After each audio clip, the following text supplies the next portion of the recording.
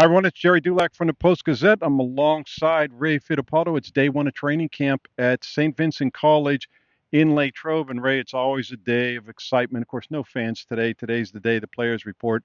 We watched them come in, check into the dormitory. They come out and they meet with some members of the media. They're actually doing the conditioning test as we speak right now.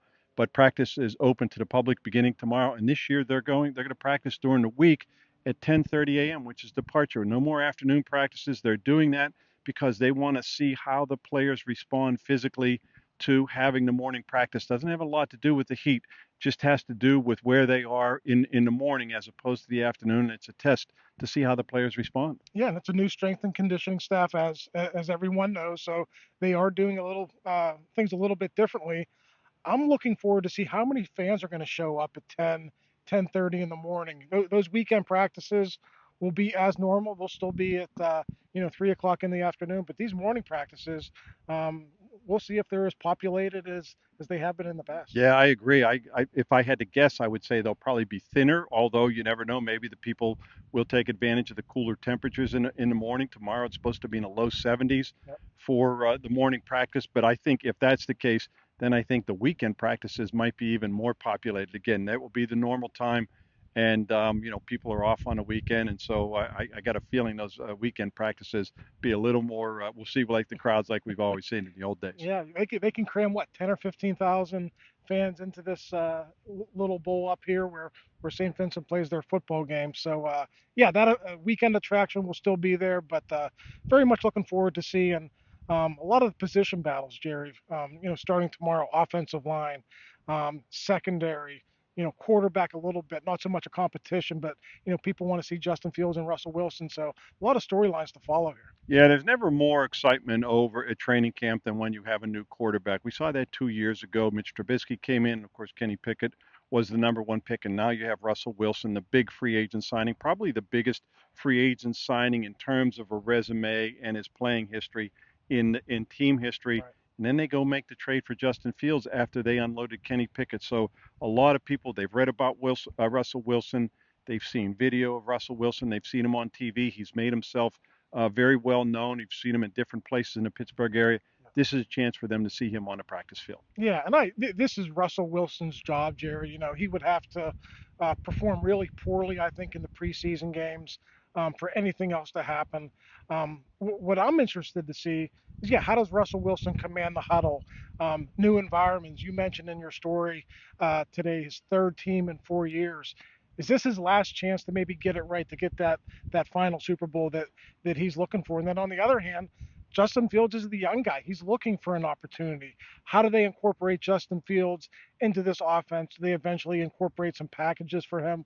We'll see how that goes. But yeah, all eyes will be on Russell Wilson and Justin Fields starting Go tomorrow. back, go back a couple months. Ray, Mike Tomlin said that Russell Wilson is in the pole position. He was asked about that today. I asked him if this is his offense.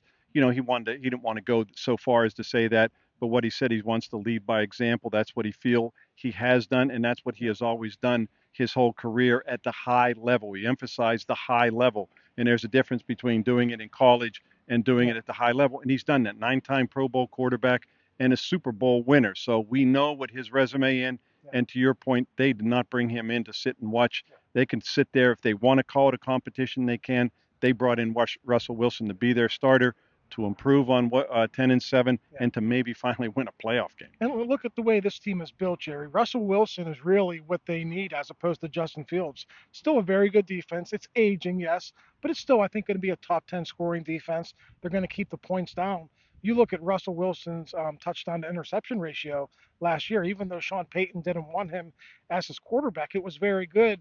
And then on the opposite end of the spectrum, Justin Fields, still a guy who's learning the NFL game, throws a lot of picks, not known really for his decision making. So if you're going to be in a lot of close games, 23 to 20, 17 to 13 types of games, I think Russell Wilson's your guy. Yeah, Ray, it's really a no-brainer. Russell Wilson threw 26 touchdowns with 8 interceptions last year. Do you know how many teams and how many quarterbacks in the NFL would take that?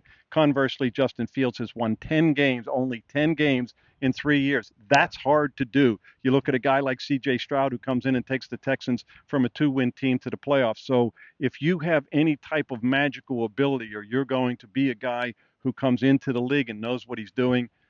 That's what C.J. Stroud did, and that's what Justin Fields hasn't been able to do. So the idea that he's going to magically transform into a number one quarterback with the Steelers ahead of Russell Wilson is kind of far-fetched. Yeah, and listen, sometimes in training camp and preseason games, you do get different ideas. Last year, we saw Kendrick Green in the backfield as a fullback before he was traded to the Texans. Will we see some packages for Justin Fields? Going back 30 years, I know, but Cordell Stewart as a type of slash player. Will they utilize Justin Fields in the red zone? I understand Russell Wilson was very effective in the red zone. That's one of the reasons they like him a lot. But can you utilize Justin Fields' skill set in any portion of the field to maybe get him a series or two a game? Maybe not every week, but maybe game plan specific. Against a certain team, can you use his skill sets? I don't know if we're going to see that out here, but I think eventually, once we get back to Pittsburgh, that might be a part of it. That has never been Mike Tomlin's MO. He does not believe in taking his starting quarterback out of the game. But what harm would it do? I mean, you look at they're trying so many different things now. They brought in a new coordinator. Why not have a couple plays for Justin Fields to take advantage of his skill set? Plus, it gives a 36-year-old quarterback the time to take a little breather for a play or two. And what did Mike Tomlin always say in the late stages of Ben Roethlisberger's career? As a defensive coach, he always was worried about defending mobility in a quarterback. And there isn't another quarterback in this league other than Lamar Jackson who has the kind of wheels and the kind of skill set that Justin Fields does as a running quarterback. Ray, real quickly, Najee Harris spoke today for the first time since the Steelers elected not to pick up his fifth-year option. He was very matter-of-fact about it. Said he was upset initially for a day or two, and then he got over it, and he seems fine. But he's come in great shape, and he's committed to coming out and having a big year. Yeah, really, Jerry. He said all the right things.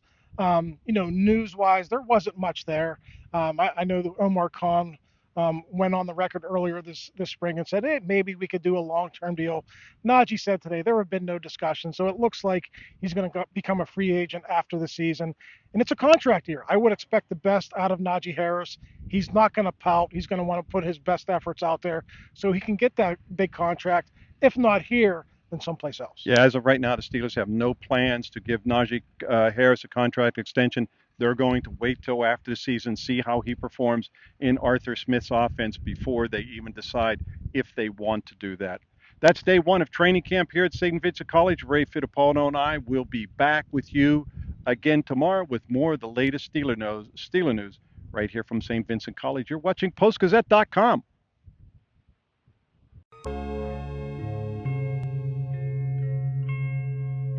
Thank you for checking out this content from Post-Gazette Sports. If you watch this video on YouTube, please like the video and subscribe to our channel. For all of the sports coverage the Post-Gazette has to offer, visit post-gazette.com.